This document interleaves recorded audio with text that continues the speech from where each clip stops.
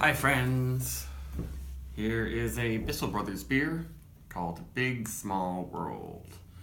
I drank about half of one of these the day that I bought it and thought it was pretty darn good.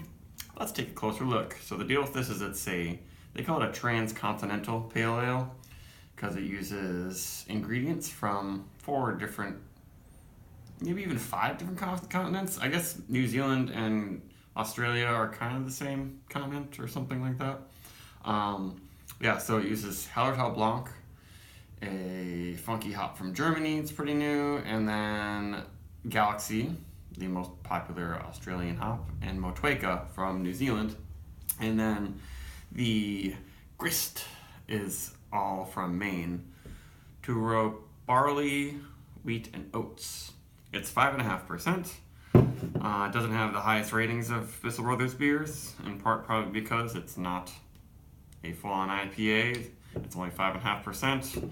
They don't advertise it as double dry hopped or anything. It doesn't have any weird ingredients in it. But I remember it being really good for that. Especially for only 5.5%. And I also love their other pale ale, Lux, which is a mosaic rye pale ale that doesn't have crazy high ratings either. But these beers tend to be really up my alley, and this one was canned 8 days ago, looks like. Super pale, quite hazy.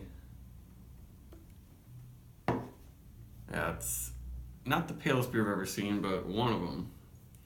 And perfect appearance. Not murky. Just a little bit of light is blocked by my finger there. And the head is voluptuous. Looks like it's going to stick around for a while. Yep, that is just an awesome looking hazy pale ale. So this is a really interesting combination of hops. Because Galaxy is herbaceous, but big on the tropical fruits and the stone fruits. Hallertau Blanc is kind of winey and kind of has a stinky flower, like flowers that kind of stink, not sweet smelling flowers. And then Motueka is like limey and woodsy or something. And it all comes together really nicely in this. I mean, I'm getting, if I smelled this, and didn't know what was in it, I would definitely be like, oh yeah, gotta be Southern Hemisphere hops in here. But it's cool there were no American hops in this beer. But it's coming across with some powdery, peachy pineapple, sort of more like candied pineapple and unripe pineapple than actually juicy, ripe, real pineapple. And the herbaceous quality is kind of low. It's not like sniffing a, eucalyptus and, pile of herbs or a cough drop or anything.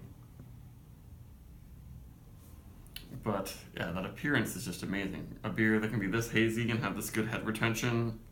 Because this beer kind of reminds me of some of Trillium Smallbird's lower alcohol pale ales, where they, try new blends of hops and new blends of grains. But those beers rarely have a very nice head at all. It usually dies down. But this is very, very nice. And it's not like I don't think it's overcarbonated or anything. It's just they know how to retain their head over at Bissell Brothers. Light, fluffy, but creamy feel. Some more herbaceousness comes in there from the. Now I'm getting more eucalyptus. Not quite mint, not quite menthol. The head's still looking really good. Ooh, but then there's a sugary kind of vanilla creamsicle-y sort of flavor coming through in there. Little sweet, not super duper sweet, but definitely like a sort of mixture of menthol, edge of menthol, creamsicle, and tropical fruit spritzer.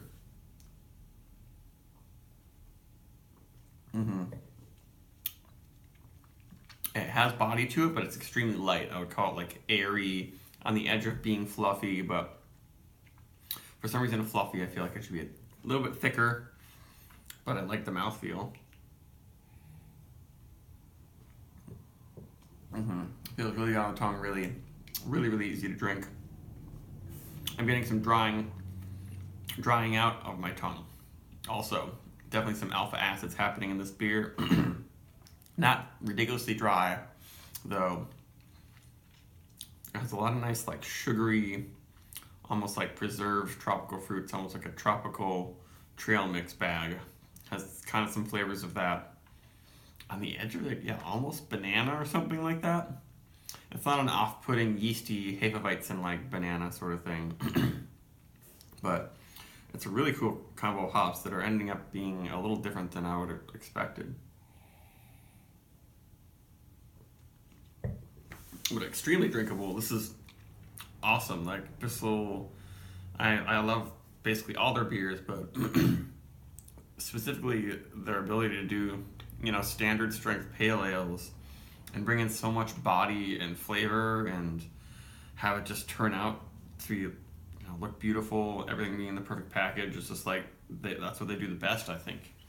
This one and Lux are just awesome beers. I didn't know what to expect from this one at all. I've never had a taste of it and didn't really know much about it, but it's fantastic. I would give this a 4.5. It's extremely well made and packaged beer.